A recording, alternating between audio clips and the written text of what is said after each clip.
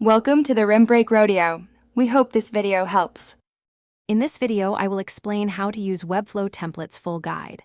Start by picking a template that matches your project's purpose and audience, then clone it into your Webflow dashboard. Next, inspect global styles, symbols, and layout containers to avoid breaking responsive behavior. Replace placeholder content with real text and images, and adjust interactions carefully. Finally, preview across breakpoints, publish a staging site, and test links and forms before launch. Focus on structure first when customizing layouts so your site stays flexible and responsive.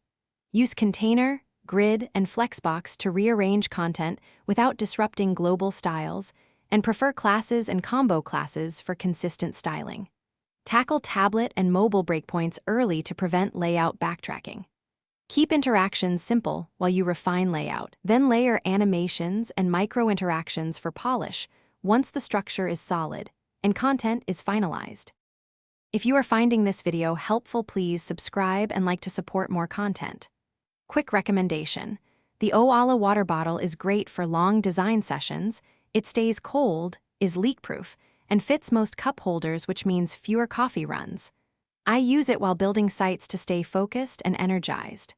Check the description for the link and other deals, then now let's get back to the video. Treat the Webflow CMS as the content backbone to save time and reduce errors. Define collections for repeatable content types such as blog posts, products, or team bios, and map collection fields directly to template elements to automate content population. Leverage conditional visibility to gracefully handle missing fields and use reference fields for related items. Always preview collection templates with multiple entries to confirm layout resilience and filtering behavior. Thanks for watching. Consider subscribing if we helped you.